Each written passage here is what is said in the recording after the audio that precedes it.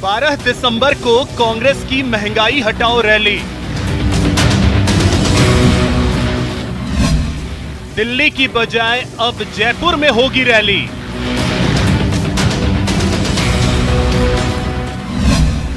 राहुल गांधी के नेतृत्व में होगी कांग्रेस की महारैली।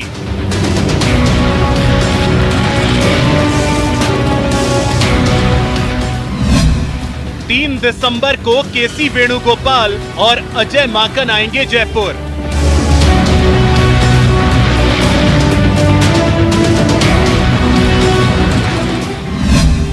कांग्रेस उठाएगी आम लोगों की आवाज।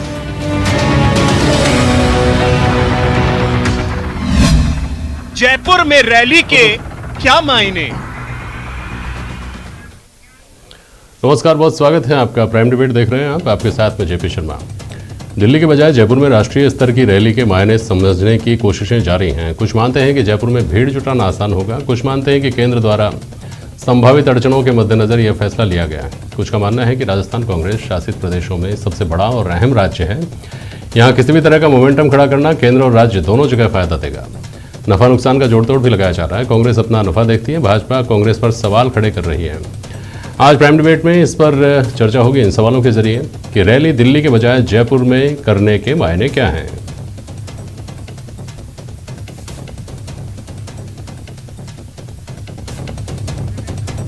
क्या जयपुर में भीड़ जुटाना आसान होने की बात सही है और यही शिफ्टिंग का कारण है? और सत्ता और संगठन का अब नया चेहरा है, क्या इसके साथ शक्ति प्रदर्शन का यह कांग्रेस के लिए एक बहुत बेहतर मौका होगा?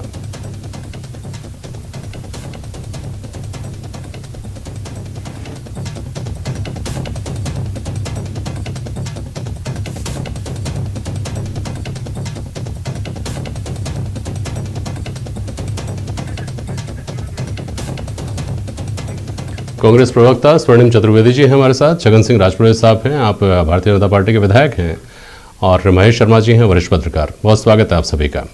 महेश जी, पहले आपके पास आऊँ क्या? पहले सफाई किसकी आनी चाहिए इस पर? कांग्रेस की, जिसने वेन्यू बदला, दिल्ली के बजाय जयपुर में रैली करना तय किया, या भाजपा की, जिस पर अब यह तोहमत लग सकती है कि चूंकि आप लोकतांत्रिक तरीके से कांग्रेस जो प्रदर्शन करने जा रही थी दिल्ली में, उसको आपने दबाने की कोशिश की, कांग्रेस को अपना कार्यक्रम शिफ्ट करना पड़ा?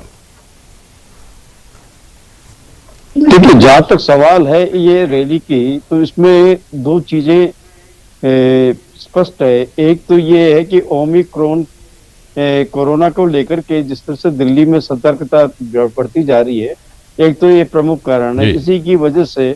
और दूसरा यह है कि जब भी जितनी बड़ी तादाद में अब ये 42 हमारे यहाँ जिला कांग्रेस के जो शाखाएं हैं, उनसे मिलाकर 42 बसें भी अगर पहुंचती है वहां पे कार्यकर्ताओं को लेकर, तो एक ये अपने आप में एक बड़ी भीड़ मतलब क्या कहता है ना, इकट्ठी होगी।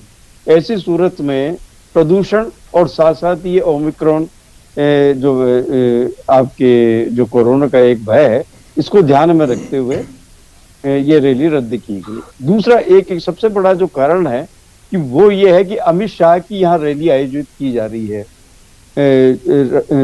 भाजपा की ओर से, तो वो कोई ना कोई ऐसा मतलब मुद्दा या मतलब क्या कहता है राष्ट्रीय स्तर का मुद्दा है जो उसको मतलब अनाउंसमेंट करने वाले हैं। तो इसके जवाब में उस रैली को ध्यान में रखते हुए भाजपा की रैली को के मुकाबले में अपनी रैली को दिखाने के लिए ये यहाँ एकदम अचानक दिल्ली से यहाँ शिफ्ट किया गया है, ताकि जो राहुल गांधी संभवतः सोनिया गांधी को भी बुलाया जाए इस रैली में, और यहाँ पे वो एक संदेश देना चाहती है कांग्रेस कि हम अब मुद्दों को लेकर हम केंद्र सरकार पे मौजूदा स्थिति है उस पर हम उसको कटघरे में करने की कोशिश करेंगे। तो लिहाजा एक मौका ये भी है। और दूसरा ये कि हाल ही में जो मंत्रिमंडल का गठन हुआ है और साथ ही संगठन में जिस तरह से नियुक्तियां की जा रही है, उनको ध्यान में रखते हुए जैसे आज ही है 13 जिलाध्यक्षों की नियुक्ति की गई है और कोषाध्यक्ष बनाए गए हैं प्रदेश के। इन सब चीजों को ध्यान में रखते हुए यह है कि वहां उनका ये भी हो जाएगा कि एक शक्ति प्रदर्शन भी हो जाएगा। दूसरा है कि ऐसे समय जब शादियां वगैरह जो भी कुछ हो रही हैं, इस समय बड़े आयोजन हो रहे हैं, ऐसी सूरत में भीड़ जुटाना भी एक बड़ी मुसीबत है। और खासकर कि राजस्थान से अपने कार्यकर्ताओं को दिल्ली ले जाने के बजाय लेकर के जाना बड़ी चुनौती है। कि ठीक है, मैं जाऊंगा आपके पास। छगन सिंह राजपुरोहित जी, जो गैर राजनीतिक कारण हैं ओमिक्रॉन के और कोरोना का कोविड प्रोटोकॉल्स के जो कारण हैं, क्या वो जो राजनीतिक अर्थ इसके निकाले जाएंगे उसको ढक पाएंगे क्या छगन सिंह राजपुरोहित? पूरा आरोप तो ये लगेगा ना कि आप घबरा गए, आपने नहीं करने दी दिल्ली में रैली। छगन सिंह जी। बिल्कुल बिल्कुल, दिल्ली में मुख्य बात यही है कि वहां पर जनता इनके पक्ष में नहीं है।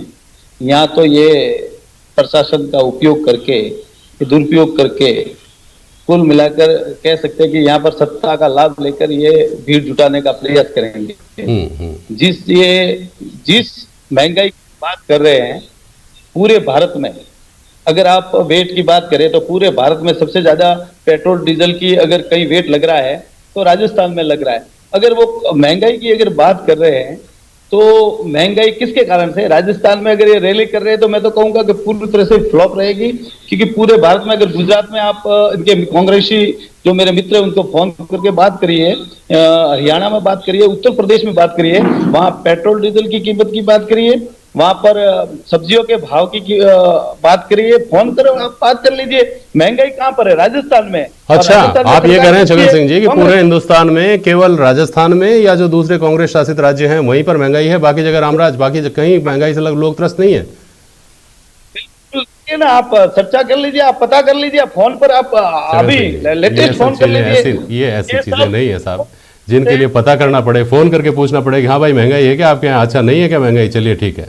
ये सब चीज़ें, दुनिया बहुत ग्लोबल है आजकल, हर चीज़ इस मोबाइल में समाई हुई है, हर चीज़ मीडिया के जरिए लोगों तक पहुंचती है। आपका ये कहना तो या तो तर्कों के साथ मुझे समझा दीजिए कि फला जगह राजस्थान में पेट्रोल डीजल का तो ठीक है आपने बताया, लेकिन पेट्रोल डीजल की वजह से बाकी सब जगहों पर देखिए इतना फर्क है कीमतों में। आप तो या तो ये समझा दें। तो ये आखिर में तो कीमतें कैसे बढ़ती है? पेट्रोल डीजल से सबसे ज्यादा वेट कहाँ लग रहा है, ये आपको पता ही है। राजस्थान में सबसे ज्यादा। चलिए साहब, राजस्थान के बाहर के जो तमाम राज्य हैं उन सबको बधाई दी जानी चाहिए कि आप तो कम से कम महंगाई की मार से बचे हुए हैं। स्वर्णिम चतुर्वेदी जी, ये आरोप क्यों ना लगे कि दिल्ली में चूंकि भीड़ जुटाना मुश्किल होता, कारण चाहे जो भी हों, जिनमें से एक आध कारणों का जिक्र किया महेश शर्मा ने, उन कारणों के चलते चूंकि प्रदेश कांग्रेस शासित है, यहाँ पर आपकी पार्टी का राज है, पार्टी का इकबाल है, तो भीड़ जुटाना आसान होगा। हर कोई आदमी चाहेगा कि मैं अपना चेहरा दिखाऊं। उसके अलावा आपने जो नए नए चेहरे अभी शामिल किए हैं और जिनको प्रमोट किया है और जिनको संगठन में आप जोड़ रहे हैं, उन सबके सामने ये एक तरह से चुनौती होगी कि वो अपने चयन को, अपने मनोनयन को, अपनी नियुक्ति को जस्टिफाई कर सके अपने पीछे खड़े लोगों की भीड़ दिखाकर। स्वर्णिम चतुर्वेदी जी। नहीं जेपी जी, मैं आपको ये स्पष्ट करना चाहता हूँ कि हमने कांग्रेस की, यदि आप दिल्ली में पहले भी रैलियां आयोजित होती रही हैं, उनमें यदि हमारी भागीदारी देखें, जो राजस्थान से लोग जाते हैं तो करीब 35-40 हजार 50 हजार तक संख्या हमारी अमूमन वहां पे जाती है जब आप सत्ता में होते हैं। बिल्कुल नहीं, हम सत्ता में तो राजस्थान में सत्ता में ही है। और दिल्ली में और 7 साल से हम रैली कर रहे हैं, लगातार हमारी रैली हो रही है। ठीक है, कोरोना काल के दौरान नहीं हुई, साल में एक आध रैली हमारी होती ही है। पूरे देश भर से लोग आते हैं, ऐसा नहीं है। लेकिन सबसे बड़ी समस्या यह है कि भारतीय जनता पार्टी की जो केंद्र सरकार है वो यहाँ आज एक ही चीज में जुटी हुई है, किसी भी तरह से लोगों की आवाज को दबा दिया जाए, उनकी बात सुनी नहीं जाए। केंद्र सरकार के ऊपर अगर कोई आरोप लगे तो उस आवाज को शांत कर दिया जाए, चाहे आप रैली की परमिशन रद्द करके करें, चाहे आप किसान जो है उनको दिल्ली में प्रवेश करने से रोक करके करें, संसद में बिना बहस कराए आप बिल पारित करके करें। लेकिन स्पष्ट है कि केंद्र सरकार लोगों की आवाज सुनना नहीं चाहती है, इसलिए लोगों ने ठान लिया है, लगातार उनको चुनावों में अब अपनी आवाज सुना रहा है। वोटर जनता अपने वोट के माध्यम से चोट कर रही है। इसलिए भारतीय जनता पार्टी जो इस वक्त डरी हुई है, वो ये हमारी रैली होने नहीं देना चाहती थी। हमारी तो पूरी तैयारी थी, हम कौन कहां से किस तरह से जाएगा ये तक हमारी तैयारी हो चुकी है। पूरे देश भर से वहां पे लोग जुटने वाले थे और भारतीय जनता पार्टी की जो केंद्र सरकार है उसको ये बताने वाले थे, ये जताने वाले थे कि आप शासन करने में फेल हो चुके हैं, आपको शासन संभालना नहीं आता, महंगाई रोकनी नहीं आती, अर्थव्यवस्था संभालनी नहीं आती। ये पूरा देश देखता। राजस्थान में अरे राजस्थान के कारण देश भर में पेट्रोल की कीमतें बढ़ी हुई नहीं है एमएलए साहब। पूरे देश में अगर खाद्य तेल बढ़ रहा है, दुगना हो गया, 3 गुनी उसकी कीमत हो गई, तो राजस्थान के कारण नहीं है। अगर राजस्थान के बाहर देखेंगे तो आपको पता पड़ेगा सीमेंट, लोहा, खाद्य तेल, सब्जियां, पेट्रोल, डीजल सब महंगा है। इस चीज का संज्ञान लीजिए। और इस कारण से आपकी सरकार डरी हुई है। अगर यूपी में रैलियां प्रधानमंत्री जी कर सकते हैं, योगी जी कर सकते हैं, तो दिल्ली में क्यों नहीं हो सकती? दिल्ली में हमने परमिशन ली थी, उस परमिशन को रद्द करने का क्या कारण है, यह बताया जाना आवश्यक है। यह बताइए क्यों आपने रद्द कराई? भारतीय जनता पार्टी को इतना डर था तो आपने दिल्ली में रैली नहीं करने दी, द्वारका में परमिशन दी। द्वारका में जब को परमिशन मिल गई, हमने सभी तैयारियां कर ली। देश भर के प्रदेशों से जो त्रस्त जनता है दिल्ली पहुंचने की तैयारी में थी, तो अचानक उस परमिशन को रद्द किया गया। किस लिए? इसलिए यह जानकारी आपको देनी चाहिए देश को कि आप अगर असफल रहे हैं तो कम से कम लोगों की आवाज तो उठाने का मौका देंगे। ये लोकतंत्र है, तानाशाही नहीं है। सुन लीजिए। बोलिए छगन सिंह जी, आपकी आवाज बीच में नहीं आ रही थी, बोलिए, आप अपनी बात बोलिए। छगन सिंह राजपुरे जी, गुजरात में। हेलो, हाँ बोलिए, आप अपनी बात बोलिए। छगन जी बोलिए। हेलो हेलो, आवाज आ रही है मेरी? हाँ आवाज सुनाई दे रही है आपकी। छगन सिंह राजपुरे साहब बोलिए। जिस प्रकार से कुल मिला के इनके पब्लिक ने, कि अखिल भारतीय की ये महारैली करने वाले थे, वो जयपुर में कैसे सीमित हो गई? और जब जहां सरकार इनकी है वहां हल्ला बोल करने की क्या जरूरत है? ये बताइए। आज तक के इतिहास में जिसकी सरकार होती है वो वहां पर महारैली करते हैं क्या किसी के खिलाफ? ये बताइए। ये तो सिर्फ और इनको पता है कि हम सत्ता का नहीं कर सकते हैं, कर सकते हैं, राजस्थान में कर सकते हैं। ये इनका पूरा मोटो यही है। ये सब जिस प्रकार से पूरी तरह से अब मंत्रिमंडल के विस्तार में भी अभी इनकी जो देख रहे हैं आप, हर जगह इनके जो विवाद बाहर आ रहे हैं, इनके जो लड़ाई बाहर आई है। और वापिस गहलोत जी को ये बयान देने पड़े कि हम 6-7 महीने में वापिस मंत्रिमंडल का विस्तार करेंगे। जैन के प्रकार से सत्ता 5 साल कैसे चलानी, सिर्फ और सिर्फ सत्ता को चलाना और राज करना, जनता भाड़ में जाए, ये इनका कांग्रेस का मोटो रहा है। ये 70 साल से ये करते आए हैं। सिर्फ और सिर्फ इनका उद्देश्य कैसे पूरा है जी? अगर आपको लगता है हमारी आवाज रोकने के लिए, तो आपने परमिशन कैंसिल कर दी। आपकी पार्टी और आप सब नेता मिलकर के क्या राजस्थान में एक आंदोलन खड़ा कर पाए? आज तक आप नहीं कर पाए। जनता ने नकार दिया। आपकी पार्टी जो दूसरे नंबर पे रहती थी, तीसरे और चौथे नंबर पे पहुंच गई है। सैकड़ों की संख्या में आपके खिलाफ, हालांकि हम राजनीतिक पहलुओं पर बातचीत करते हैं, हमने इस बहस की शुरुआत की थी, लेकिन हम खुद श्योर नहीं है इस रैली से 10 दिन 12 दिन पहले कि 10 दिन 12 दिन बाद क्या हालात होंगे प्रदेश भर में। जो जिस तरह से आंकड़े बढ़ रहे हैं कोविड के, आप खुद इस बात को लेकर श्योर नहीं हो सकते कि 12 दिन बाद आप इस तरह की रैली करने की स्थिति में होंगे या नहीं होंगे। तो अगर तकनीकी कारण की गहराई में जाएं तो वहाँ तो पूरी बात जस्टिफाइड लगती है। लेकिन ये जो आरोप आप उधर लगा रहे हैं कि आपने परमिशन नहीं दी क्योंकि आप डर रहे हैं इस बात से कि आपके ऊपर हमला नहीं हो, राजनीतिक हमला इस तरह का 5 राज्यों में चुनाव से पहले, उसी तरह के ये आरोप तो आपके ऊपर लगते रहेंगे स्वर्णिम जी। और आगे क्या तस्वीर बनेगी, आप प्रवक्ता हैं पार्टी के, आपको बखूबी अंदाजा होगा। इस बात का भी अंदाजा लगाया जाएगा कि पूर्वी राजस्थान से कितनी गाड़ियां आई, फलाजी को मंत्री प्रमोट किया गया था, उनके क्षेत्र से कितने लोग आए, फलाजी को संगठन का जिला अध्यक्ष बनाया अभी ताजा, उनके क्षेत्र से कितने लोग आए। यानी जो अंदरूनी शक्ति प्रदर्शन का जो मौका है वो भी इसमें दिखाई देगा, और कम से कम देखने वालों के लिए तो मौका होगा ही होगा। ये स्वर्णिम चतुर्वेदी, देखिए जेपी जी, हम जब भी दिल्ली में रैली में जाते हैं राजस्थान से, जब हमारी सरकार यहाँ राजस्थान में नहीं थी, केंद्र में नहीं थी, तो भी हमारी संख्या बढ़ चढ़ के यहाँ से लोगों ने भाग लिया। और जब मुद्दा है, जो ज्वलंत मुद्दा है, उसको लेकर के आम जनता प्रदर्शन करना चाहती है, जाना चाहती है। और जहां तक आप कह रहे हैं शक्ति प्रदर्शन की बात, तो इसके लिए हमें राजस्थान में करने की आवश्यकता नहीं है। अगर दिल्ली जाते तो दिल्ली बॉर्डर पे हमारा चेक पोस्ट हमेशा लगता है, जहां पे हमारी बाकायदा एंट्री होती है। हम पहले से हमारे सभी जो साथी हैं, हमारे कांग्रेस के नेतागण हैं, वो कितनी संख्या में कौन कितनी गाड़ी ले जा रहा है कि उसका वहां पे ब्यौरा दे चुका है। और उसकी जो है वहां पे हमारे यहाँ और चेकिंग होती है, जो हमारा कंट्रोल नाका बनता है कांग्रेस का, हमारे कार्यकर्ता बैठते हैं वहां पे, देखते हैं बाकायदा वहां पे रूट बताते हैं, किधर से जाना है, किधर पार्किंग करनी है, तो उसके आधार पर हमारे पार्किंग अलॉट्स होती है, वहां पे सब चीजें जो है सामने आ जाती हैं। तो ये शक्ति प्रदर्शन तो हमें केंद्र सरकार के खिलाफ इस महंगाई को बढ़ने से रोकने में जो असफलता उनको मिली है, असफल रहे हैं, इसके खिलाफ हमें करना था।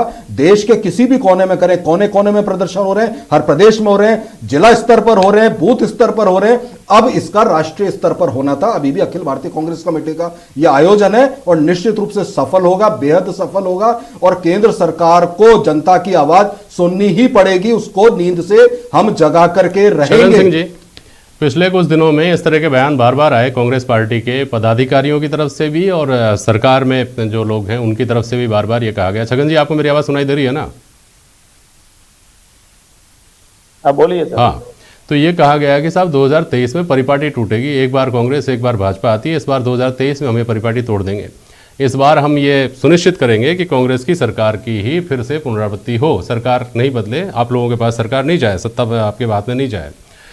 अब ये जिस तरह से कांग्रेस लगातार, सुनिए एक मिनट, ये जो जिस तरह से कांग्रेस लगातार मोमेंटम खड़ी कर रही है, ये उसी कड़ी के तौर पर देखकर कहीं कोई चिंता आपकी पार्टी को नहीं होती क्या कि कांग्रेस को, जिसको आप एकदम कांग्रेस मुक्त भारत की आप लोग बात कर रहे थे, आज वो कांग्रेस पार्टी जिसके बारे में कहा जाता है कि विपक्ष के तौर पर फेल रहती है हमेशा, वो सक्रिय है और राज्य में आप विपक्ष में हैं, आप 3 सालों में कोई इस तरह का आंदोलन खड़ा नहीं कर पाए हैं। जैसे कि आप कह रहे हो कि कोरोना की महामारी चल रही थी, तो हमने चलो 2 साल में हमने धरना बड़ा नहीं आंदोलन किया।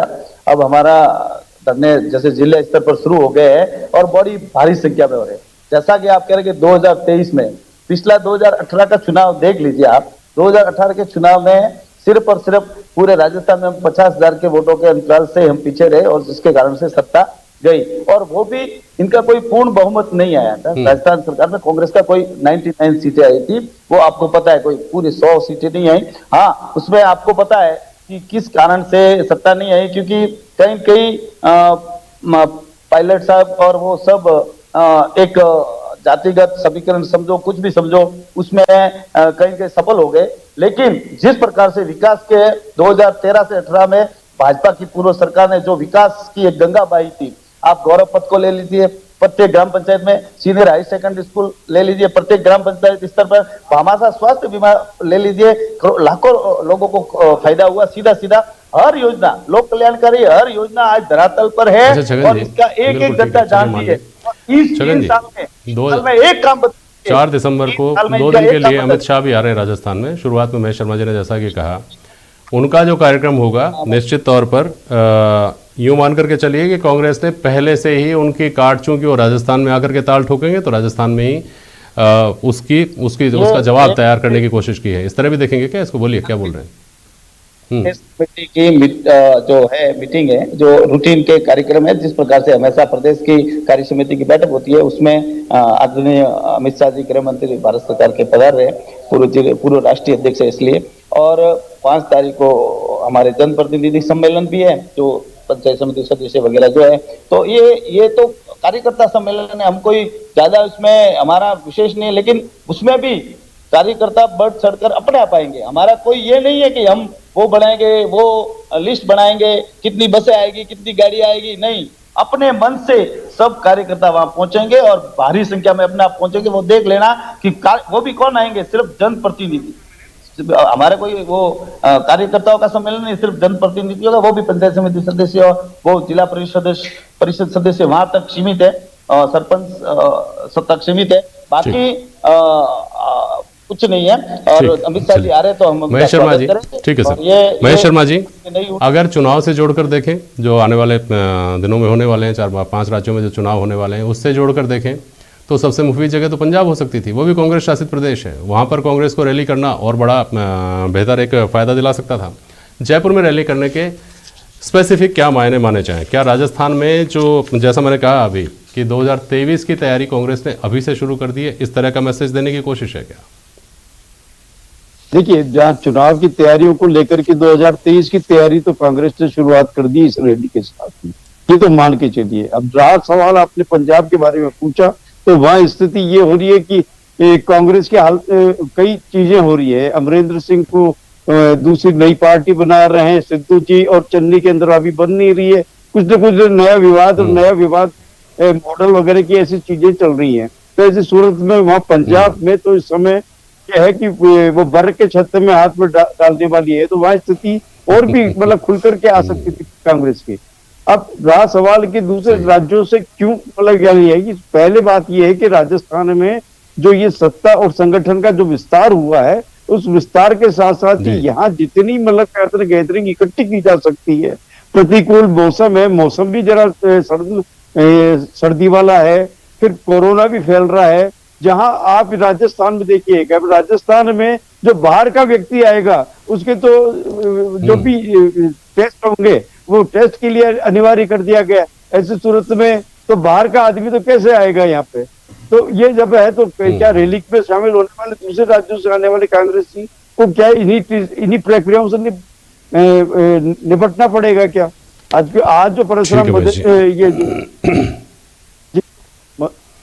शुक्रिया महेश जी भाई साहब, शुक्रिया आपका, और आप सबका भी शुक्रिया। दिसंबर राजनीतिक तौर पर दो हाथ वाला दिसंबर हम शायद देखेंगे, और सर्दी में किस तरह से राजनीति गर्मी का एहसास कराती है ये भी देखना दिलचस्प होगा। बहुत शुक्रिया आप सभी का आज प्राइम डिबेट में शामिल होने के लिए। आज के लिए बस इतना ही, नमस्कार।